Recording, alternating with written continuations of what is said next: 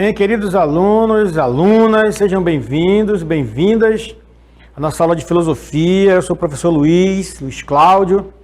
Nós vamos então hoje refletir um pouco, a respeito de um assunto muito interessante para vocês que já estão aí na 11ª etapa, da educação de jovens e adultos.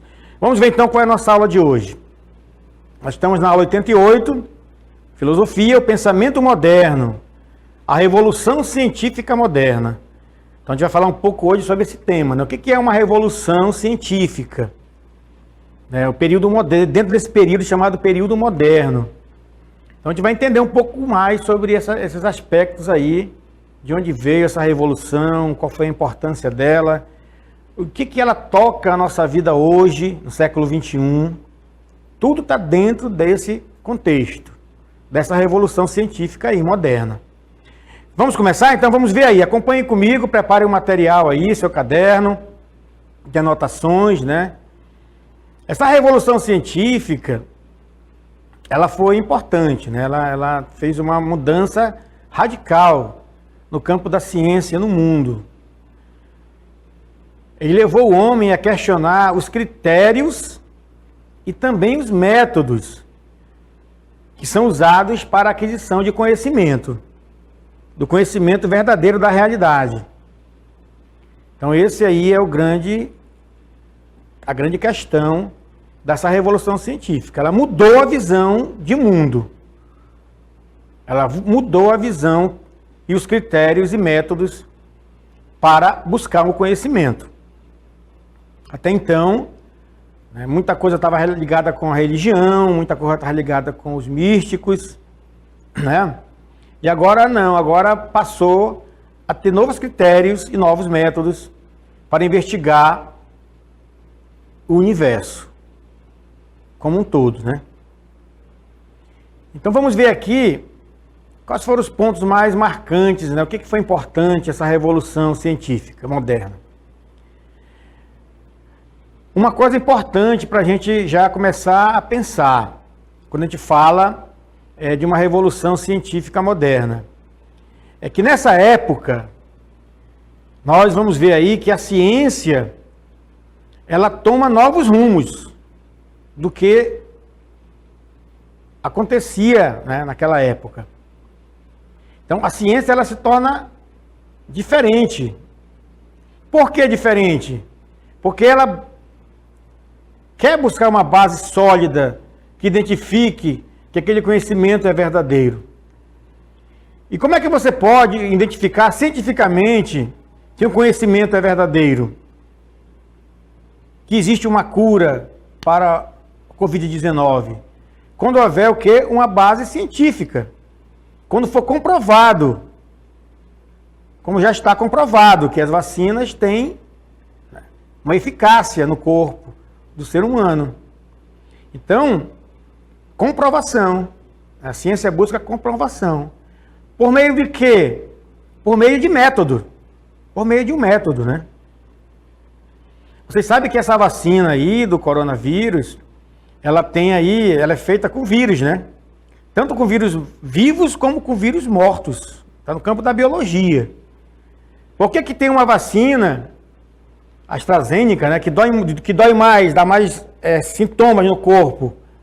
Porque ela é feita com vírus vivos. E eles reagem mais no nosso organismo quando toma aquela vacina. Vocês sabiam disso? Pois é, então, isso foi comprovado cientificamente. Então as pessoas sabem, olha, a AstraZeneca ela vai dar mais sintomas, mais indicações ali para vocês. Então isso é o quê? Isso é o conhecimento científico. Foi comprovado e hoje está aí, funcionando.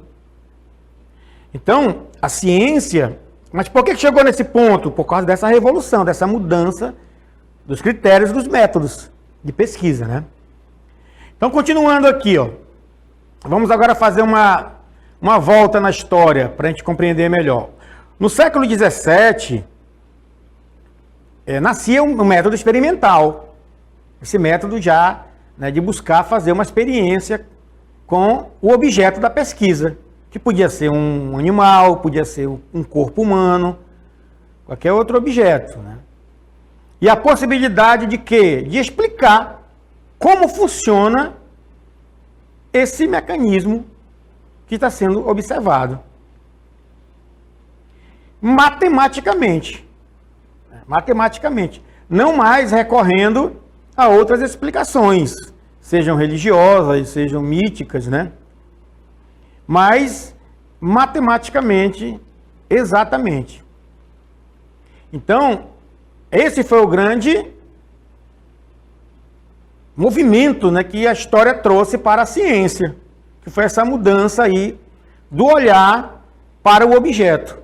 Agora o objeto, ele vem para o laboratório e ele vai ser destrinchado, estudado, analisado através de um método para que ele possa se desenvolver.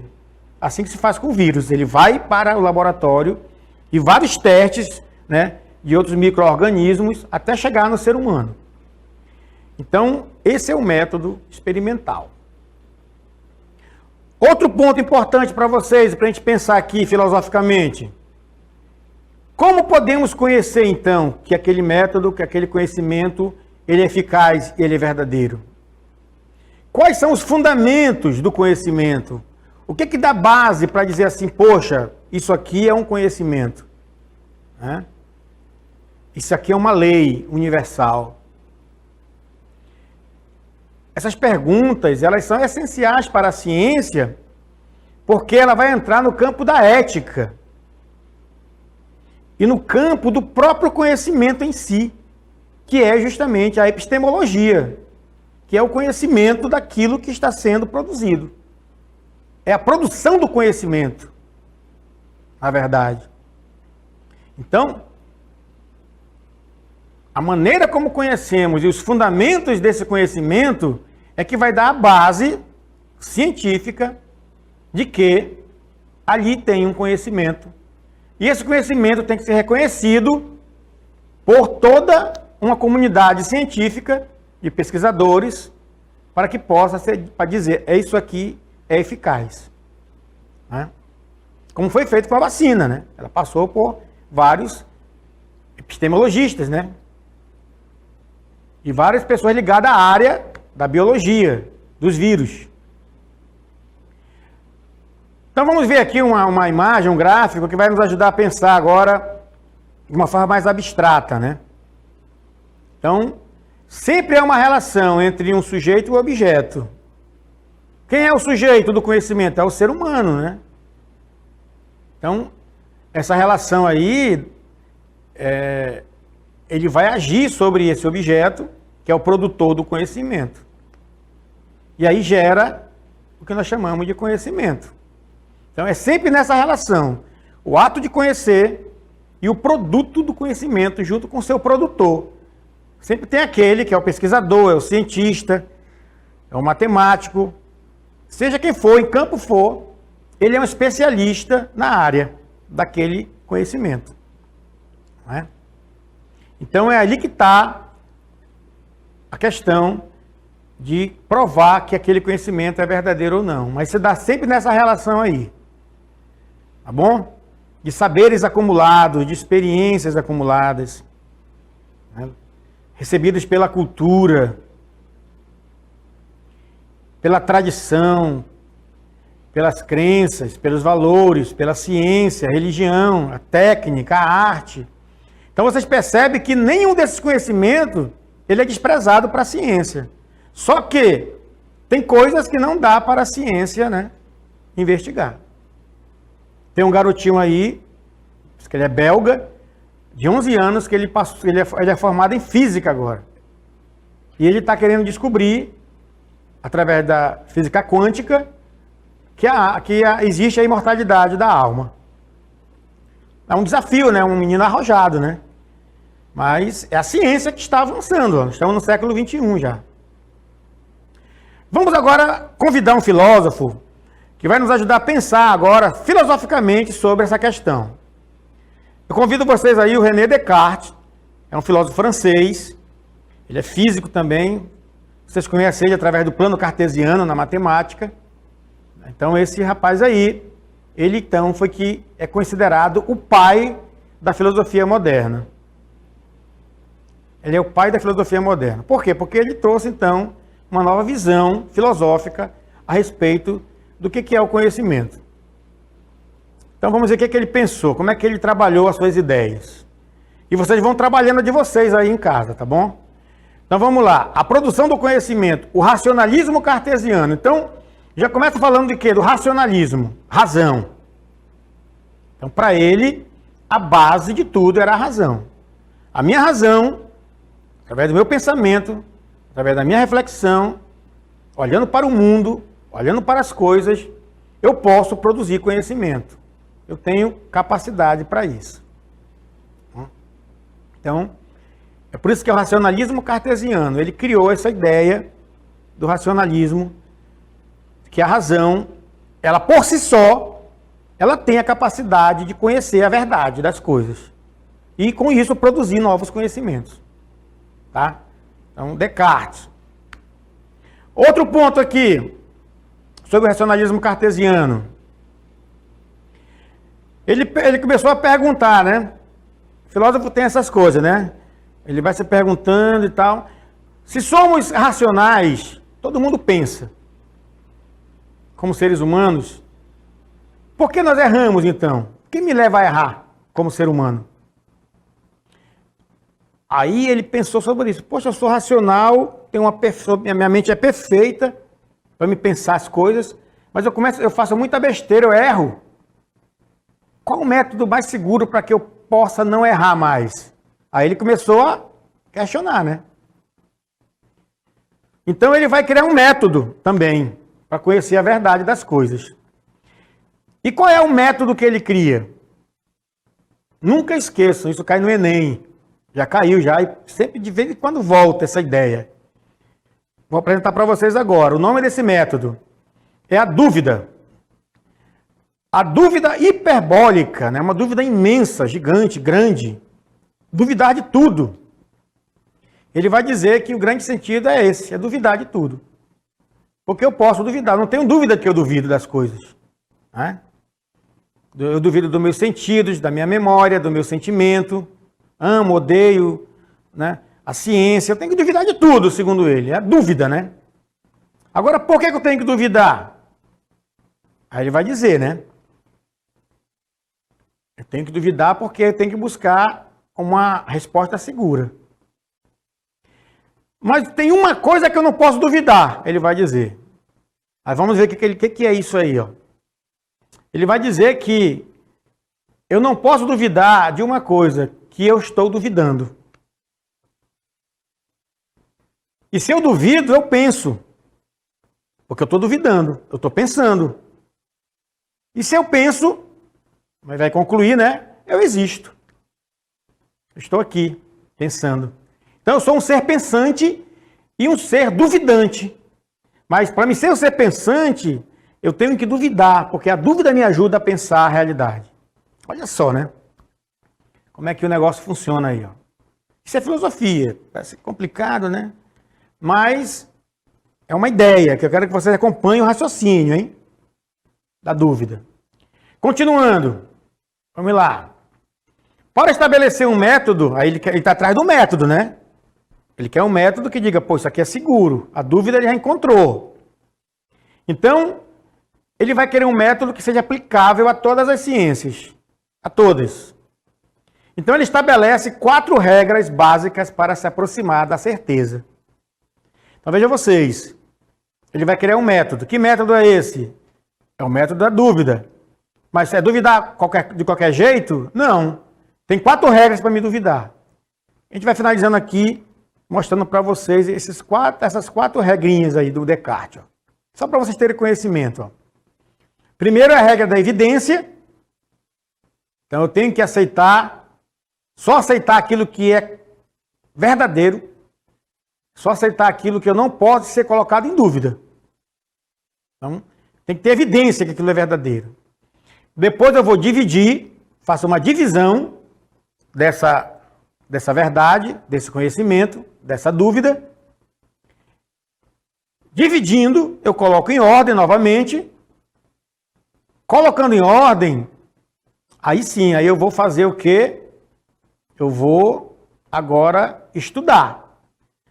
Para ele, é melhor começar do mais fácil para o mais difícil.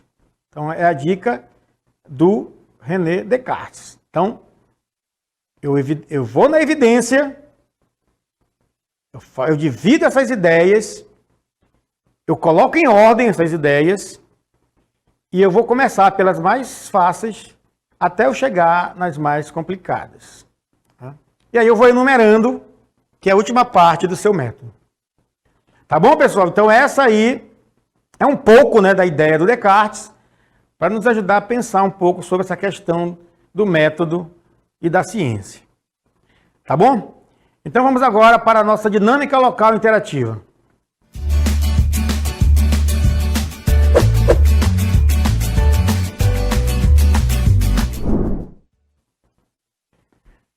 Primeira questão, ela vai perguntar para vocês o seguinte: por que que a Idade Média desvaloriza a preocupação com a técnica? Por quê? A segunda questão, qual é o lugar da experimentação na Idade Média? Na Idade Média. A terceira questão, por que que nós podemos dizer que na Idade Moderna nasce uma nova ciência? Por quê? E a quarta, o que levou o René Descartes à elaboração do seu método? Façam aí, e daqui a pouco a gente vai conferir com vocês.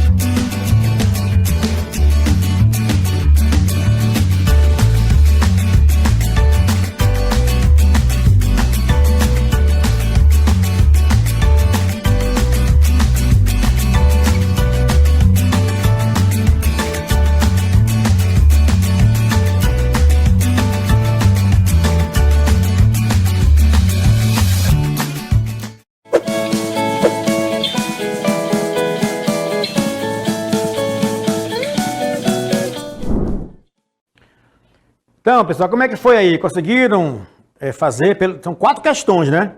Como é que vocês fizeram? Foi difícil? Foi fácil?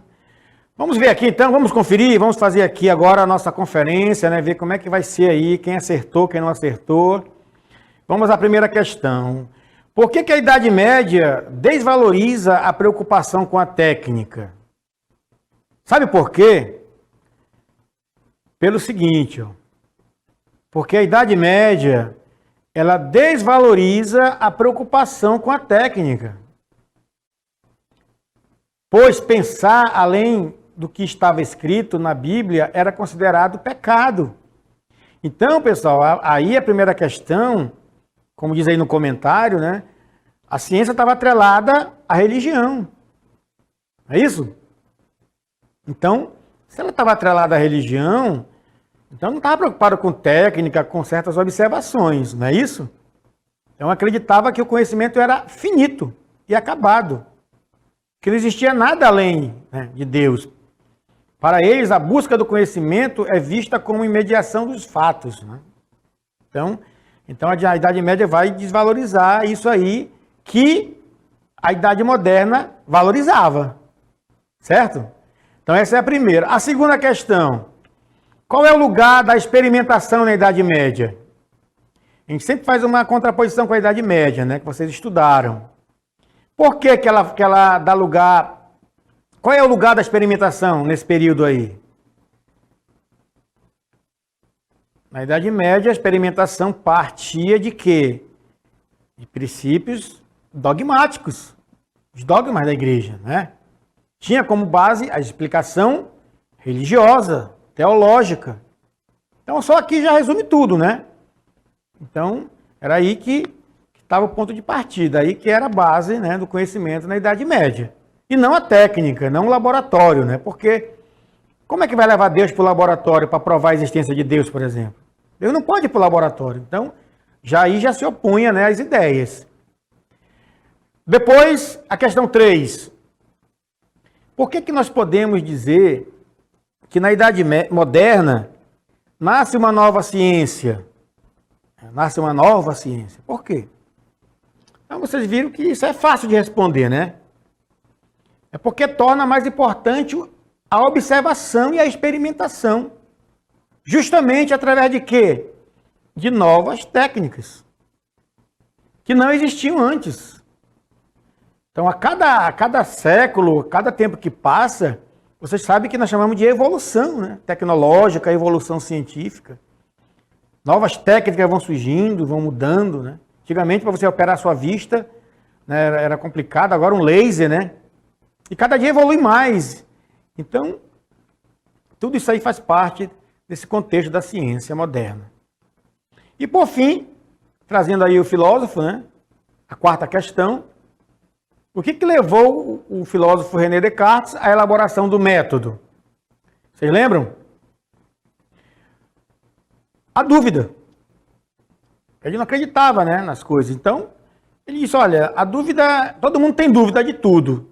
Mas agora, a partir de hoje, a dúvida vai ser metódica, que pode ser entendida como uma ferramenta de trabalho. Para quê? Para provar a existência da verdade. Uma vez que somos racionais, na mesma medida uns dos outros. Nós somos seres humanos. E como seres humanos, nós pensamos, nós somos racionais. Porém, nós erramos. E se nós erramos, nós temos que buscar o quê? Acertar as coisas. E para ele, como é que a gente podia acertar as coisas? Conhecendo a verdade. Como eu posso conhecer a verdade? Duvidando de tudo. Duvidando de tudo. Tá certo, pessoal? Olha, quero parabenizar todos que participaram. E nós temos mais aulas depois aí pela frente. Vocês vão ter ainda muita coisa aí para aprender, tá bom? Valeu!